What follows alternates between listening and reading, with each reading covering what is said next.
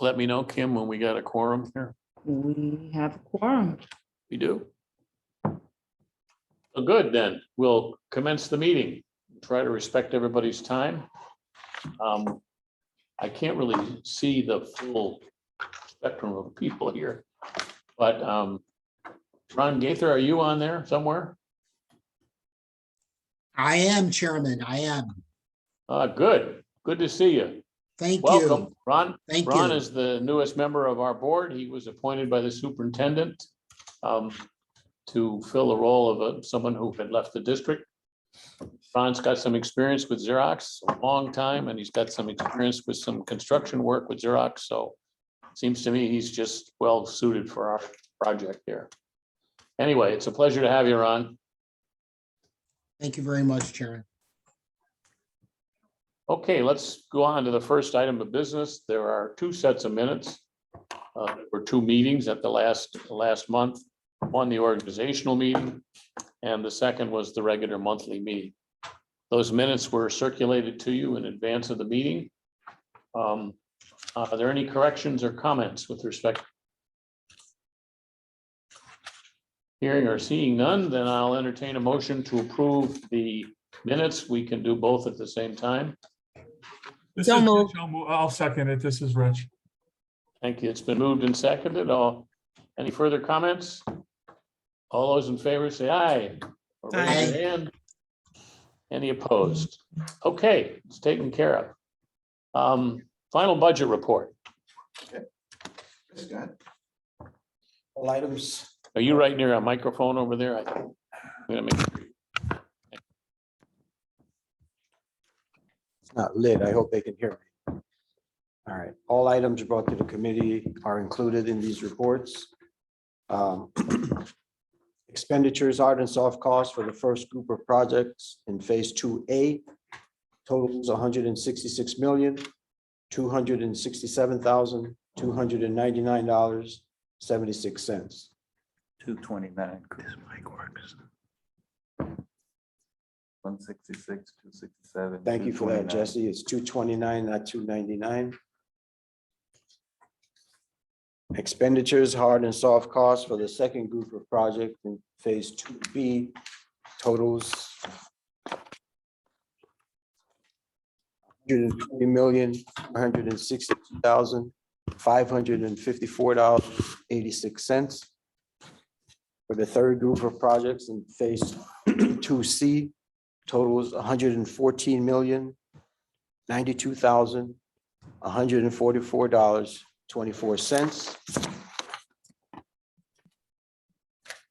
For the final project in phase 2D, $24,586,046.66.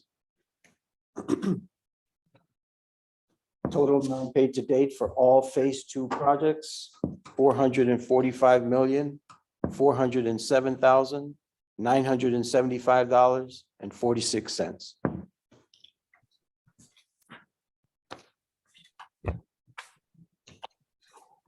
As you will see as we go through the meeting, getting down to the very, very end here, this particular report will be issued again, but there will be very little change going forward. We're almost completely zeroed out. There is some other items here that are going on that we'll discuss separately. Really, it's easier to understand this now by talking about the exceptions than it is to talk about the total numbers. Because we're so close to the end. Anyway, are there questions or comments about the final budget report?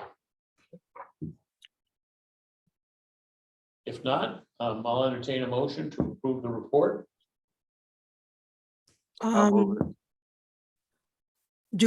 sorry, do we need to do the monthly billing summary first? I didn't know that we needed to do it first. I was going to do it next, but Oh, okay, no, that's fine. is that okay, Kim? That's fine. Okay. So it's been moved and seconded. All those in favor say aye. Aye.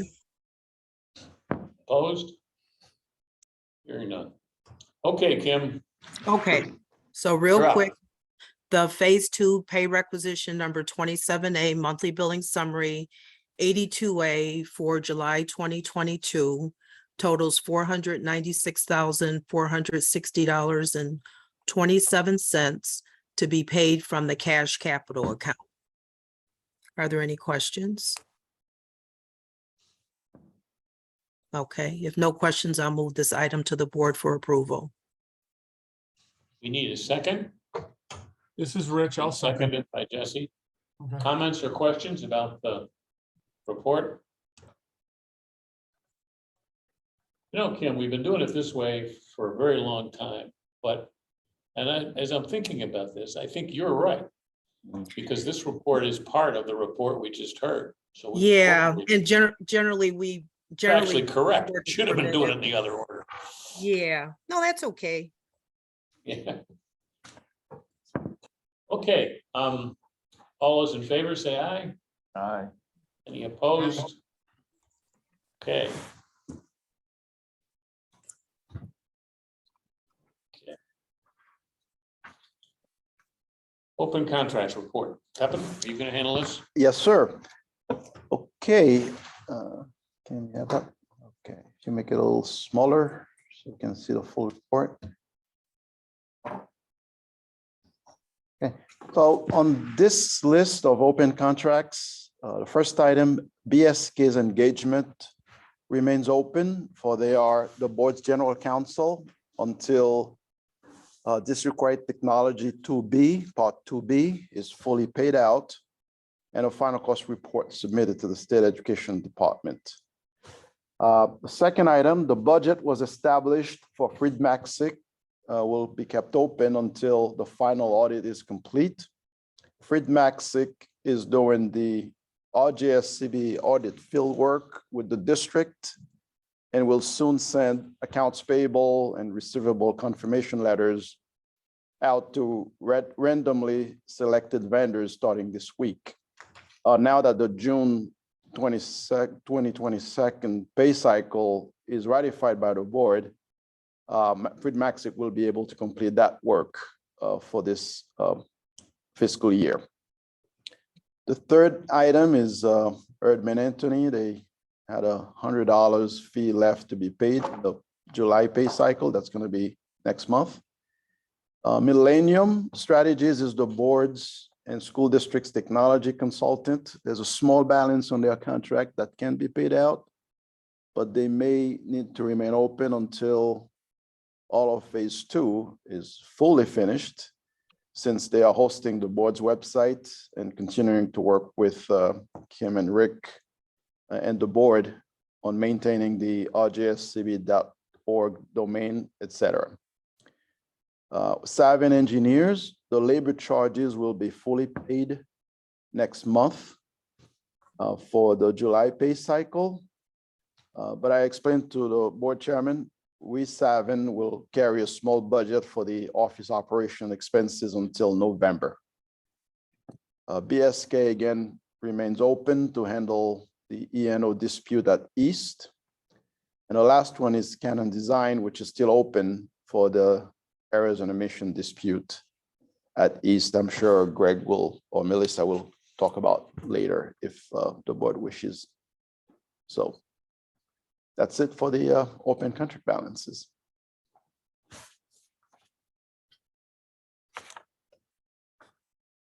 The one thing that I think we talked about before with the board is that the Savin contract had a sufficient balance in it to pay the rent, which through this office here through November. Up until now, all of those expenses have been paid through the Savin contract, so it's not a change. It's just the mechanism by which we can continue that. And in the end, it's money we'd be spending ourselves directly. This way we pay it through that contract. We've also got some negotiation to do here with respect to our space, and that gives us a little time. It's covered. Okay. Other comments or questions about what remains? I had Pepin do this to give you some sense of the magnitude of what's outstanding here. what's potentially outstanding. He's going to discuss that in a narrative form later. But as I said before, you really, you can understand better what's going on with phase two by looking at exceptions than you can by looking at the total report. So that's what this is here for. Chairman Richards, this is Ron Gaither. A quick question. How long are these contracts open for? Is there a time period? Is it the end of the year? Or is there a calendar date when they close them? It's different for different contracts here. Let's take Bond, Shennick and King. Bond, Shennick and King is providing legal advice to us that will continue until such time as we end it. Okay, They're a regular supplier. got it. Feed Okay, Maxit, for instance, second, they're doing an audit. They're the auditor. That audit's underway. When right, the audit's complete, their contract will be complete. got it. And that'll end that one. And that's the kind of stuff that's open where there's sort of, particular functions that are being done. The next Got it, two okay. items that are small on there will be closed out by next month. Okay, thank you. Sure. The one on there, Ron, that we'll talk a little bit about later that really is more difficult for us is we have a fairly substantial dispute with Canon Design over the design work done at East. That's open, and this amount of money is being held against their original contract amount. And until we get that dispute resolved, this is going to stay open. That's the most difficult number on this list, actually. We've got the money, it's covered, but it's nonetheless open. Understand. Thank you. Questions or comments on this? I don't really think we need to vote on that. It's just Right. basically providing Information. information. Right. The next item that's on here is we're moving into the non-action items, the amendments that were authorized by the chair by me. There's only one. It's for closing out a services contract there, the people who provide testing services on request. This is part of the original allocation. It wasn't used, and so it's a credit back to the to our funds. And that contract is now closed out.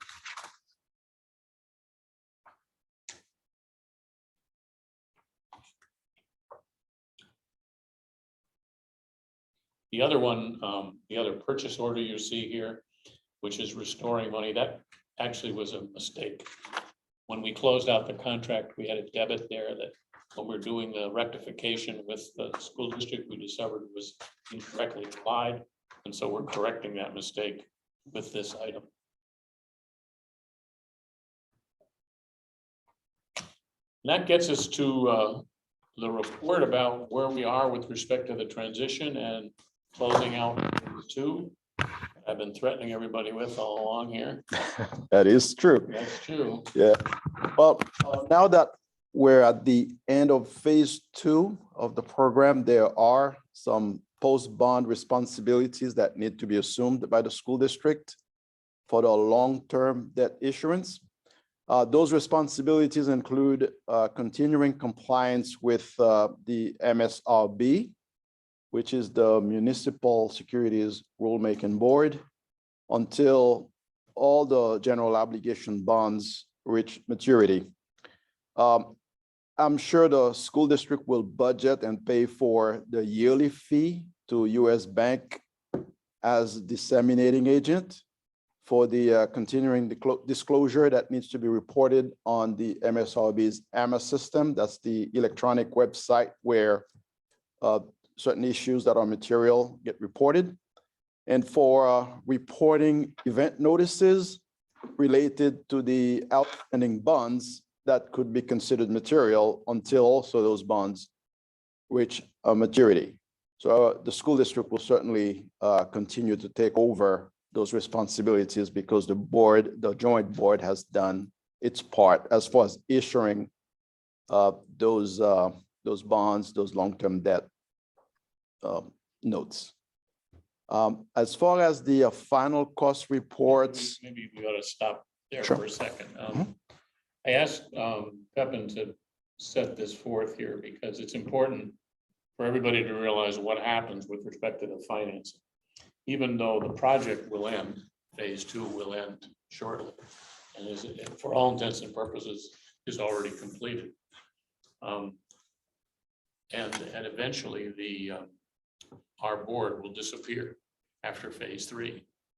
But the obligations with respect to the bonds and the financing continue. And those obligations will need to be discharged by the school district. Obviously, it's important to the city that happen because of the credit ramifications. This is something that the school district knows. I mean, and they've been doing already with respect to phase 1. So I don't want to hold this out as something new or different. But I do think it's important for all of us to be clear here about who's doing what, particularly with respect to the financing, because that will go on for 15, 20 years, long after we've gone to our reward here. Okay. Okay. Just want to touch base on the final cost report updates.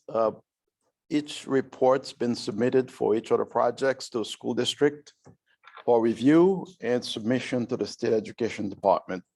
There are 2 projects that are still open, East Upper Lower School, obviously, until the final E&O dispute is settled with Canon.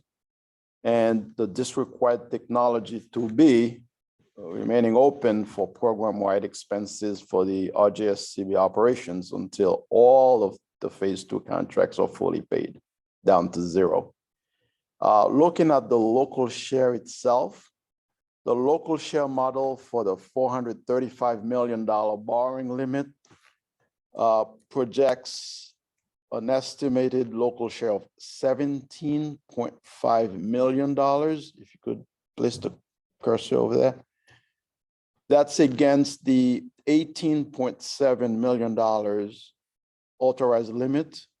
This is what was authorized by the Board of Education, the joint board here, approved by the state controller and the bill sponsors. So we are well below the $18.7 million that was authorized. Obviously, there are some adjustments to be made with the state education department to make sure our records match theirs. And the school district's been working with us regularly this past couple of weeks, almost every day, with Rick, Kim, myself, and others online to make sure our ledgers and bank balances are in sync. The next page, Kim. There. That Sure. local share, for those of you who are a little new to this, that's the part that becomes the responsibility of the district to pay. They don't pay it in a lump sum, but they pay it as the debt service on that portion of the total. So obviously, that's what they budgeted, that's what they expect to pay.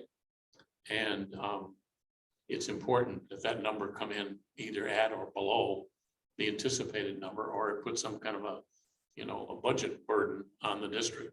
And you'll see from this, in fact, it works the other way. It works to their benefit in terms of budgeting.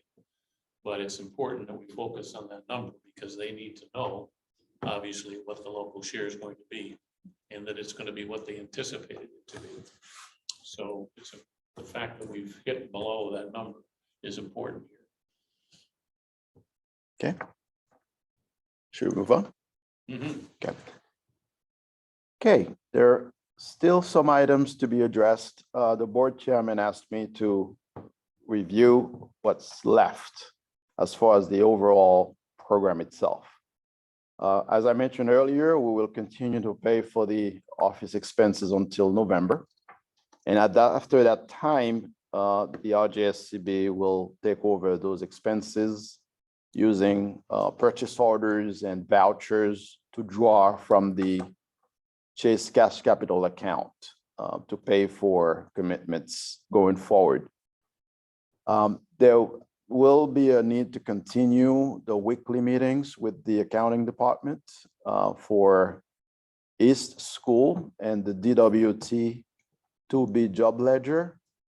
Those reconciliations need to continue until all the cost codes for those 2 projects are synchronized between the RJSCB and the district. And I'm sure Rick will continue to do that and we'll support him, although we're not here. We'll answer any questions that the board or Kim or Rick Stoffel we'll have in the future. I'll just be a phone call away for those to answer those questions. Purchase orders may need to be issued to some professional service providers and vendors the board may need for continuation of the RJSCB operations.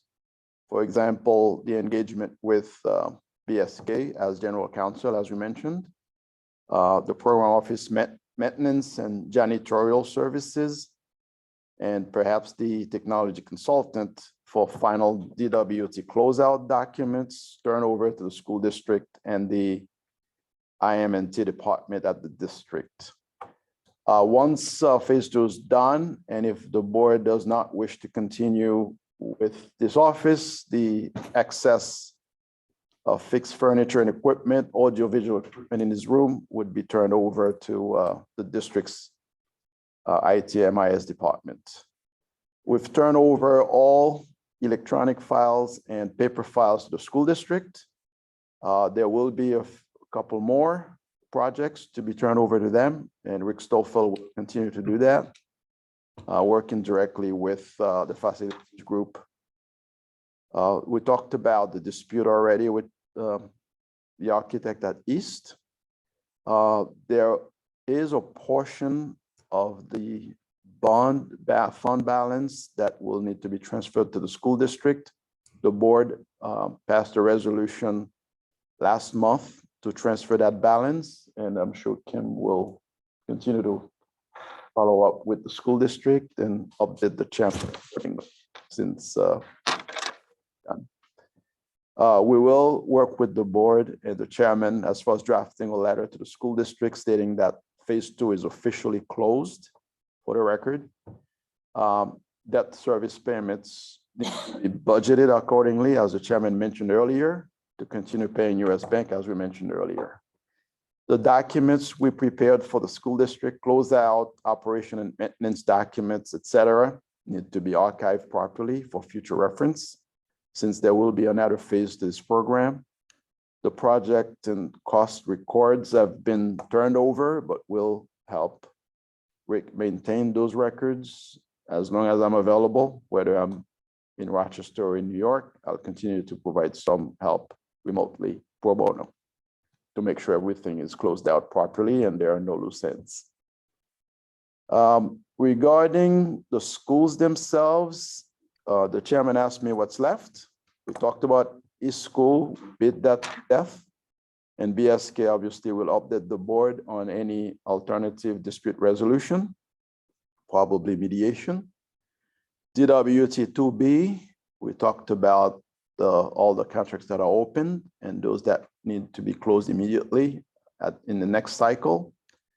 At School 4, the site development for the urban campus that's been put on hold, I believe the school district's facilities department will take that over using some of the funds that are left over and their own funds. There is a loading dock concrete slab issue that needs to be addressed. Rick is on top of that with the contractor and the architect, who will likely use the balance of the construction contingency remaining to solve that problem. There's also some additional masonry work to be completed by the school district. The school district asked the board to help with this project, but the contractor they hired went out of business a year ago. So once the school district hires a replacement contractor, the board will prepare a voucher and pay for that work on behalf of the district. School 22, there's a piping issue that came up 5 years after this project was completed. I believe Rick is working with Kuchiara Construction and Steve General and Tom Case's group to resolve that sewer backup issue. School 54 is completely done except for the site development work, which is additional, which I believe the school district will also take on. And there are several presentations regarding that project.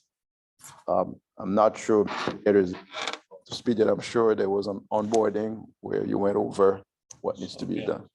Right. So we do have the ability to close out really all of these items because they're not they're no longer, the bond funds have all been extended, so we're not going to fund any of this through the bond allocation. It'll all have to be funded through the residual from other sources that was reported earlier here. That's the $6 million number.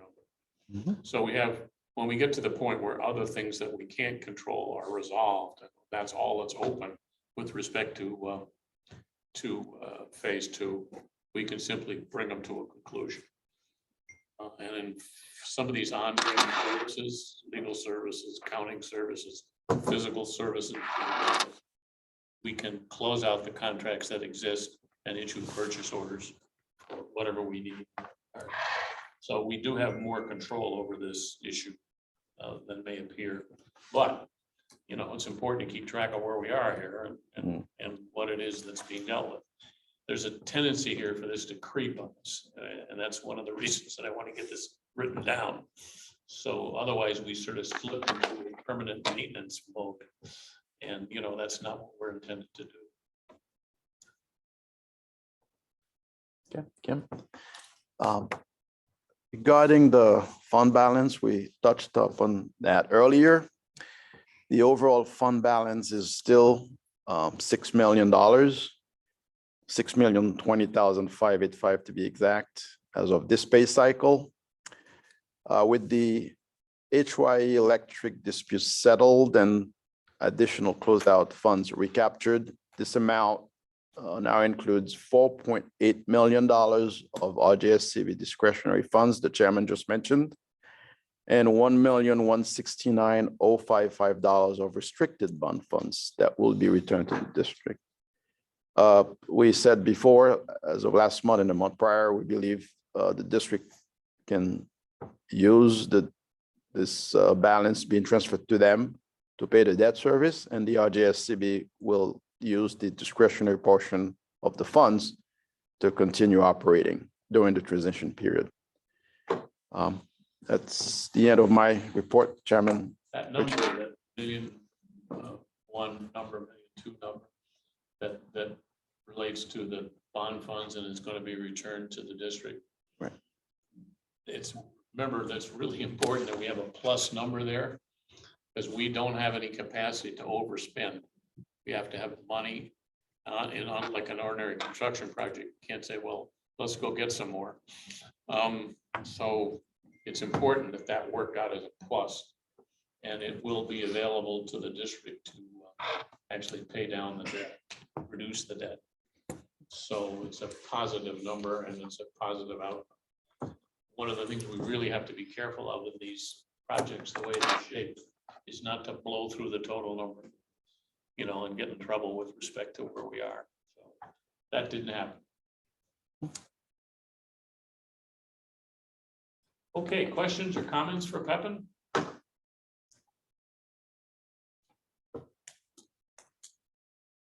We'll, as you know, the Savin people our contract expired at the end of last month.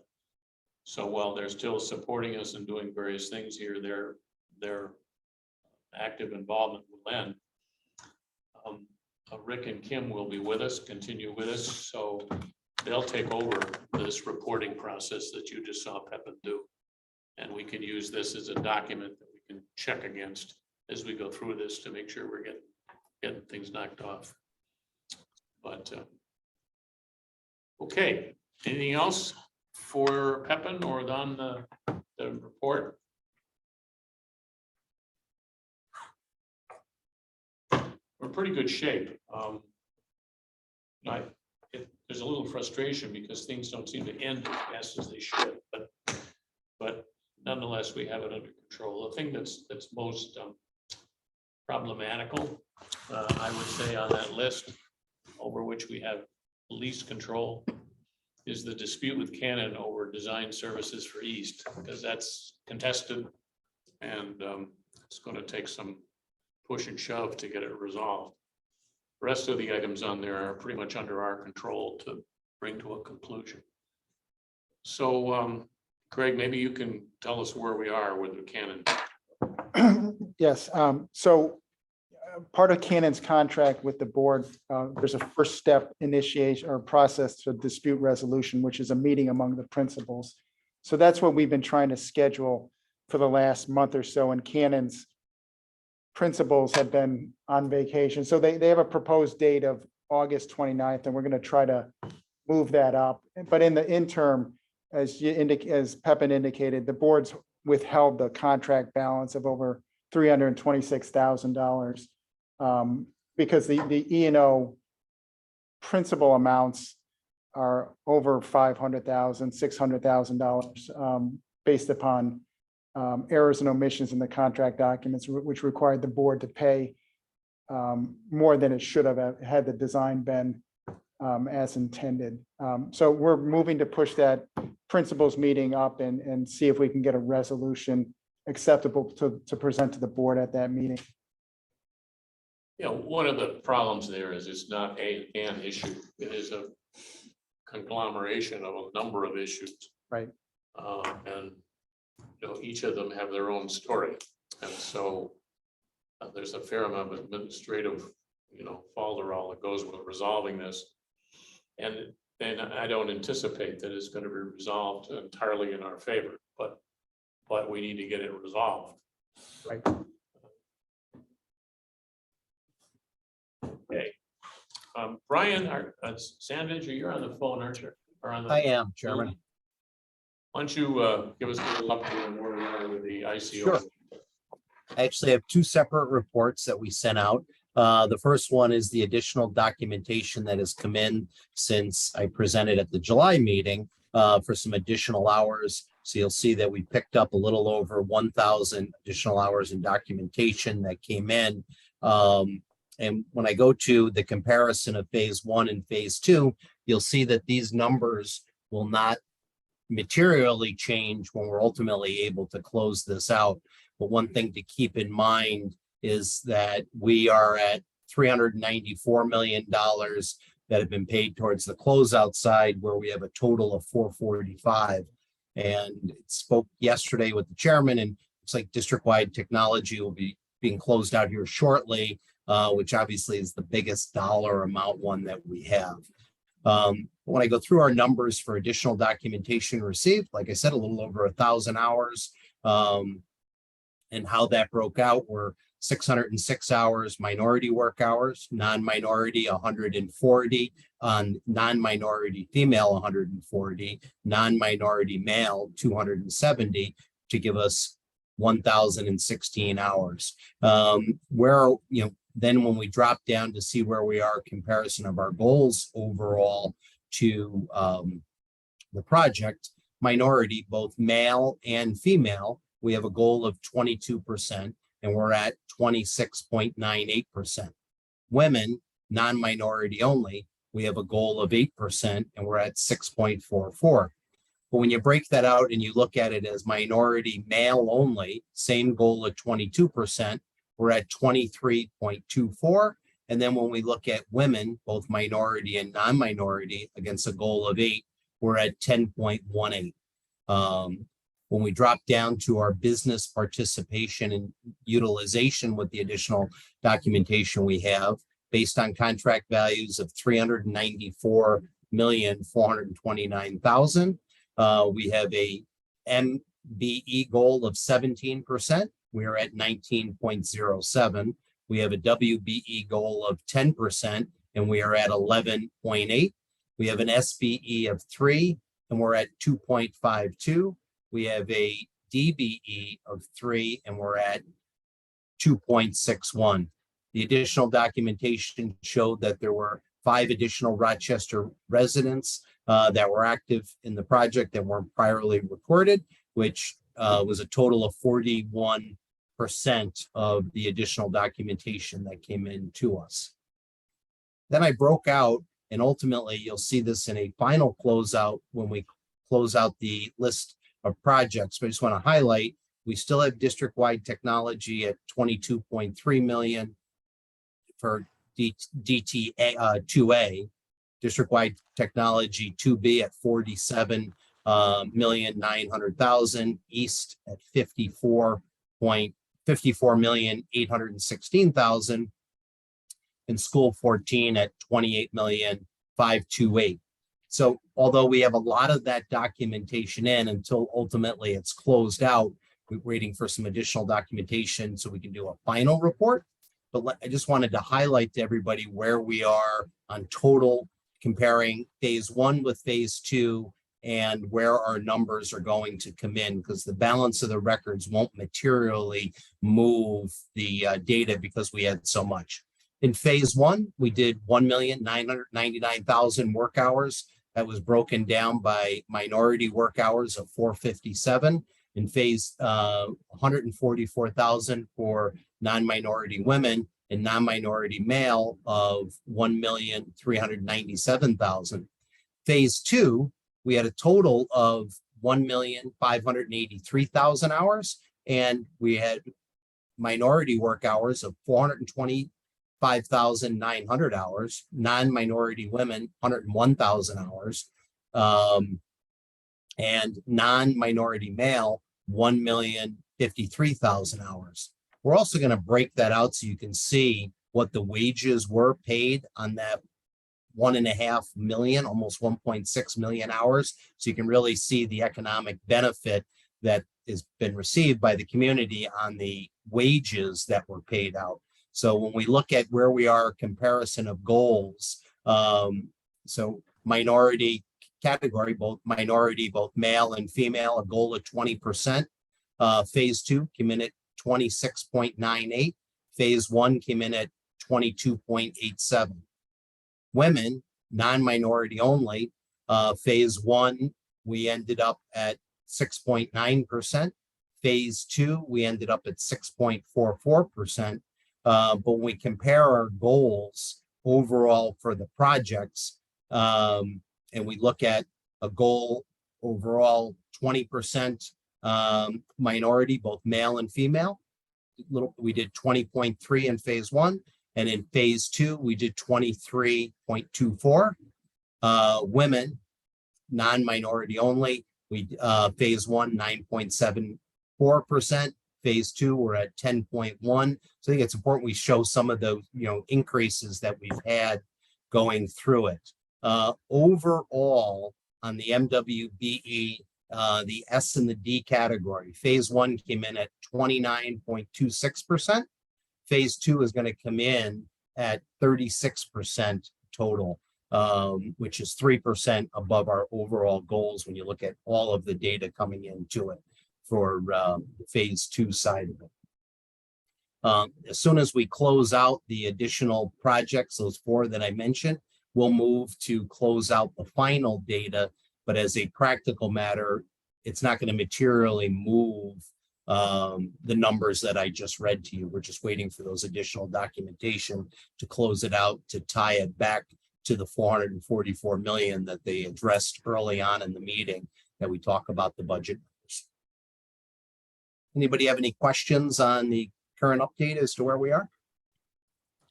I don't expect you to have followed all of those numbers, but hopefully you we'll get did it get all them in in an writing. email from me, and there will be a final report that you'll get when those are closed out. But I definitely wanted to show where we currently are with the additional documentation that came in during the month of July. We still have some more that we're tracking down and where those numbers are. But overall, the positive success we are at, some of the areas where we've had some struggles, but the once those projects are closed out and we move some of those significant dollars, we have most of that paperwork, so it will not materially change the numbers.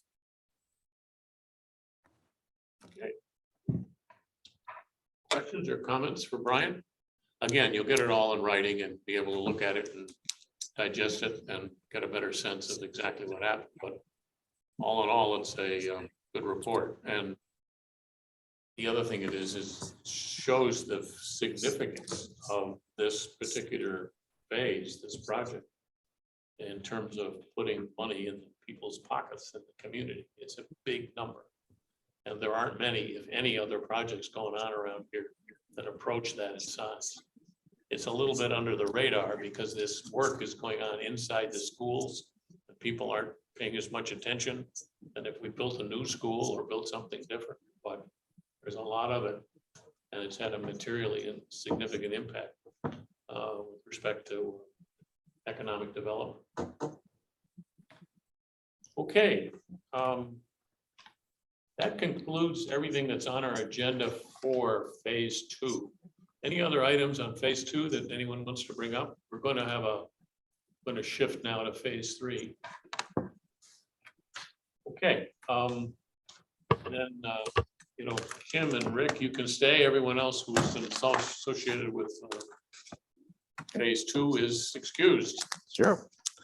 Thank you. Thank you. Thank you again. And I'll.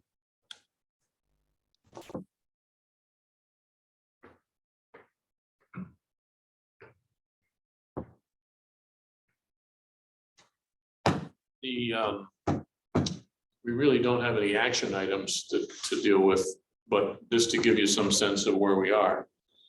The most significant issue that is occurring with respect to phase 2, and in fact needs to be finished before we're going to be able to go anywhere with phase 3, excuse me, is the comprehensive plan preparation. We've discussed this. The district has advanced money to help pay for it. We've retained Watts, and that contract is being finished now, but we have agreement with Watts with respect to the significant terms of payment and schedule and scope. That's underway. There have been a couple of meetings with respect to it. We got off to a little bit of a slow start, but some of that had to do with our putting our own schedule on top of everybody else's. And, there's only so much we can expect. At the last meeting, there was a discussion that Carmen was there and people participated in. And I think we've come up with a better system of getting information from the district into the plan initially. The first step is to decide what it is that the district's programs require of the schools. So how many classes, what kind of facilities, all of this kind of thing. So that is a ideal scope, and then can be taken and compared against what exists. And then from that comes a plan for what kind of work we would do. Obviously, those decisions about what the ideal circumstance is are for the district to make. It's their plan, it's their program. So it's important that we get their input here. We've come up with, I think, a better way of getting at that than we were doing before. So I'm hopeful for some progress there. But eventually, that program will have to be wrapped up into a plan, and that plan will have to be approved by the school board. Others as well. There's all kinds of other people who need to approve it, but it's the school district's plan, and so they're going to have to need to go first.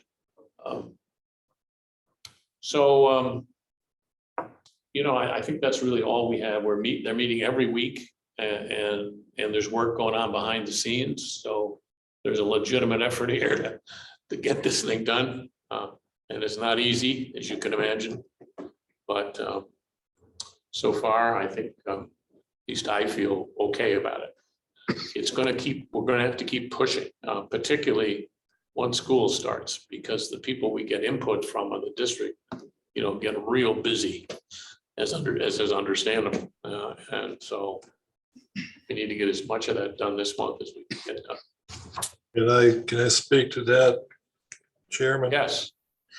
So the current state is, as you mentioned, there's a weekly meeting of basically all the important administrators in the district to work on developing a school redesign. And where it stands officially, it's going to be brought to the board in the fall and the spring for approval and things of that nature.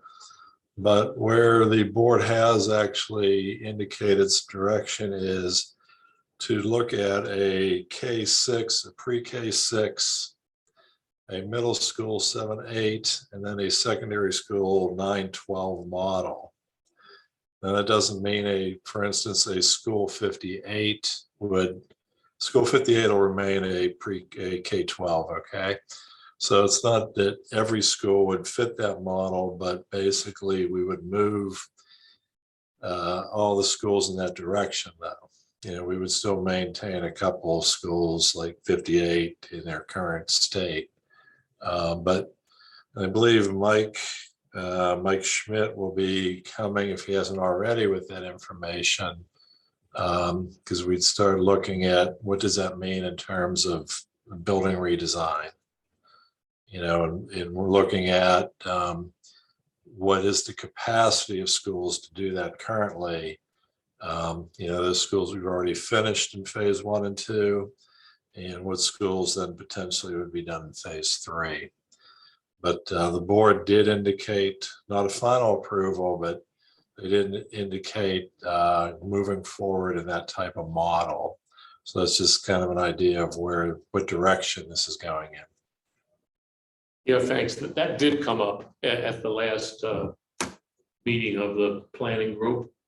And because there were several people from the district there. And so that's the assumption that's being worked on. I should have mentioned that, because it's obviously a very important preliminary criteria with respect to everything else that gets done here. So they are working on that assumption.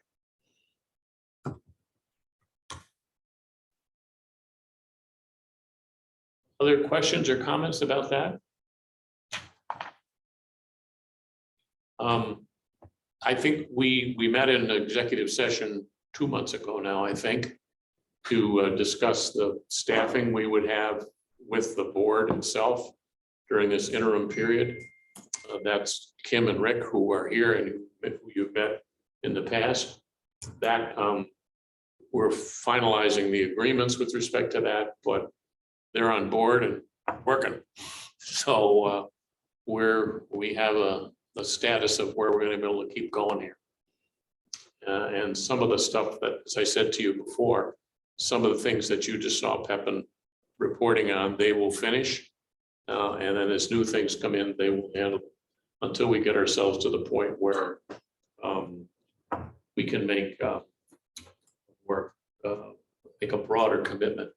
One of the things that worries me a little bit here, and we're going to have to start thinking about sooner rather than later, is there's a series of sort of staffing issues that need to be resolved in order to move the project forward.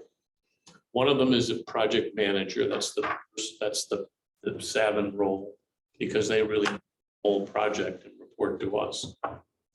And much of the work that is going to be done in the second part of the planning process should be done by them, because they bring to it the construction expertise. The second thing is a series of financial advisors, because the financial plan itself is quite detailed, is technical, has to do with the municipal financing. And the only way that gets done here is we have a consultant who helps have a consultant who can help us do it. That consultant who worked for the city and worked for us in the past got caught up in this recent dispute where the SEC has sued the district and the city over some issues of disclosure. That probably means we're going to have to look somewhere else under the circumstances. Also, the way our process works here, there's a certain delay before you can hire someone. You have to go through a request for proposals. You have to do the evaluation. It's not a simple process to make sure it's done correctly and fairly. And I'm a little worried about not getting going on that and losing the lead time. As we finish, if we start on it the day we finish the plan, we're going to be 6 months behind. We've already lost a construction season through the delays associated with the legislation. So now we got to get a little credibility. But September, October is not too soon to start thinking about that if we're going to catch up to be in a position to act when this plan gets approved. So that's something we got to keep in our mind here, and it'll be the next thing we got to start thinking about doing.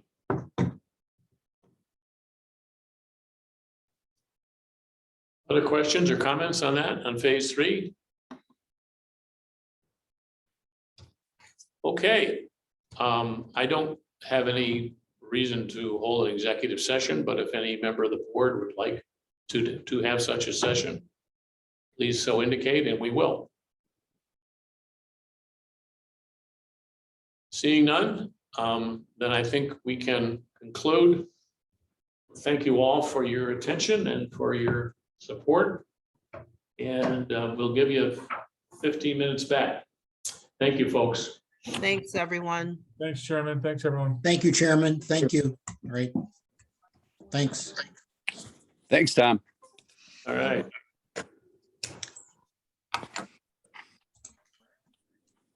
By the way, Tom, I win the award for furthest away for a meeting.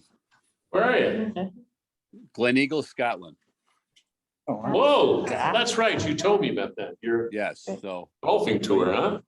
but I'll tell you, even over the Atlantic Ocean, you're still outstanding. Yeah, right. Well, how's it going over there? Was your Oh. travel okay?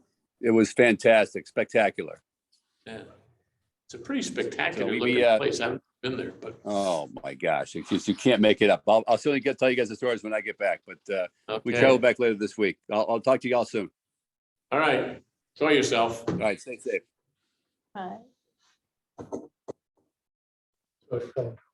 That's right.